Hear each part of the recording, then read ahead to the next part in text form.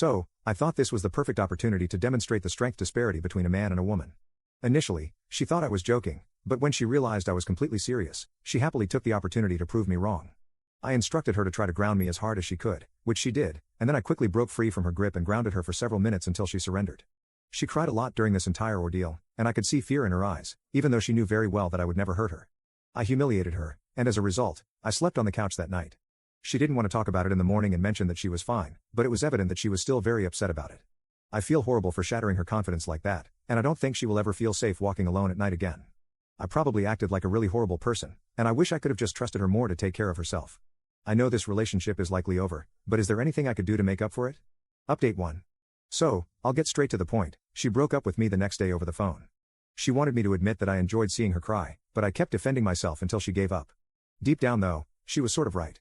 I'm not ashamed to say that I wasn't a little bit into overpowering her so easily and seeing her cry. I know how horrible it sounds, and I'm definitely not proud of it, but I think that acknowledging my flaws and being open about them is the first step in overcoming them. The next few days after the breakup were probably some of the worst days of my life. I thought that I had lost everything, including my self-respect. I decided to go to therapy and take a break from dating for the foreseeable future. Luckily, I also had the support of my family and close friends, even if they didn't fully agree with my actions. For those of you who say that she needed a reality check, I have to disagree with you on this one. Yes, she overestimated her strength, but she's not dumb enough to actually engage in a fight with a stranger, let alone any guy who's clearly had one too many drinks.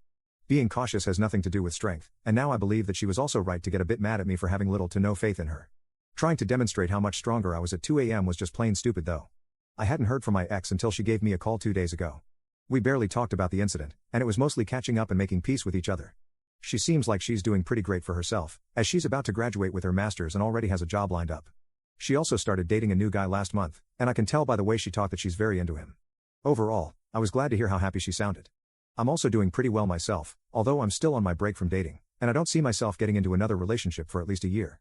Last month, I also got to experience how my ex felt when I was overly worried about her safety. I went with my family on a trip to Naples, and while our apartment was in a fairly safe part of the city, it was just a few blocks away from some sketchy alleys at night. So, when I was craving a good pizza one night, my mom got very vocal about not wanting me to go to that place because of how sketchy some of the alleys on the way there looked. I tried to convince her that she had nothing to worry about, but to no avail. It then dawned on me that this is probably how my ex felt when I expressed my concerns to her. Eventually, I decided to go to that place the next day during daytime instead. It was definitely worth it though.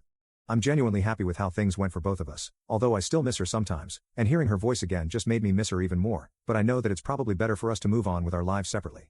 I also plan to continue with my therapy sessions, even though I feel completely fine by now. The reason is very simple, it's just to have someone that I can talk to without feeling judged. Reddit isn't really the best place for that, as you could probably tell from my original post, but I still want to thank everyone who commented and gave their opinion.